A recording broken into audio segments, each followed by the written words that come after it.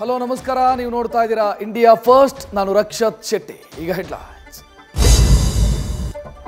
ಎದೆಗೆ ಎದೆ ಕೊಟ್ಟು ಗುದ್ದಾಡೋನು ಗಂಡುಗಲಿ, ಕಳ್ಳ ಬೆಕ್ಕಿನಂತೆ ರಾತ್ರಿ ಮಿಸೈಲ್ ಹಾರಿಸೋನು ರಣಹೇಡಿ.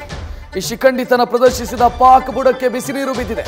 ನಿನ್ನೆ 34 ಸ್ಥಳಗಳ ಮೇಲೆ ಮಿಸೈಲ್, ಡ್ರೋನ್, ಶೆಲ್ ದಾಳಿಗೆ ವಿಫಲ ಯತ್ನ ಆಗಿದೆ. ಪಾಕ್ನ ಕುತಂತ್ರವನ್ನ ಸೇನೆ ಎಳೆ ಎಳೆಯಾಗಿ ಬಿಚ್ಚಿಟ್ಟಿದೆ.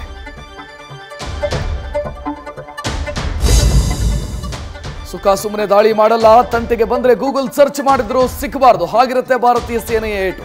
ನಿನ್ನೆ ಬಾಹುಬಲಿ ಕೊಟ್ಟಿರೋ ಏಟಿಗೆ ಪಾಕ್ ಫೈಟರ್ ಜೆಟ್ಗಳು ನಿರ್ನಾಮ ಆಗಿದೆ. ಚೈನಾ ಮಾಲುಗಳು ಮಣ್ಣು ಮುಕ್ಕಿದೆ. ಟರ್ಕಿಶ್ ಡ್ರೋನ್ಗಳು ಪುಡಿ ಪುಡಿಯಾಗಿದೆ.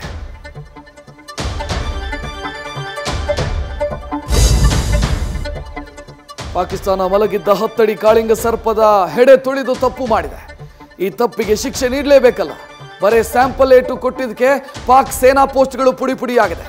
ಸಾಂಬಾ ಸೆಕ್ಟರ್ನಲ್ಲಿ 7 ಮಂದಿ ನರ ರಾಕ್ಷಸರನ್ನ ಬಿಎಸ್ಎಫ್ ಹೊಡೆದುರುಳಿಸಿದೆ.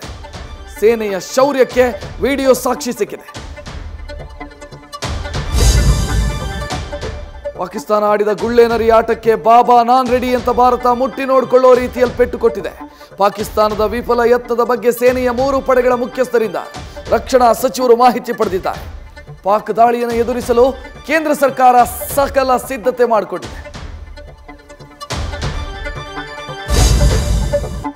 ಗಡಿಯಲ್ಲಿ ಉದ್ವಿಗ್ನ ಸ್ಥಿತಿಯಿಂದ ಐಪಿಎಲ್ ಮೇಲೆ ಕರಾಳ ಛಾಯೆ ಆವರಿಸಿದೆ.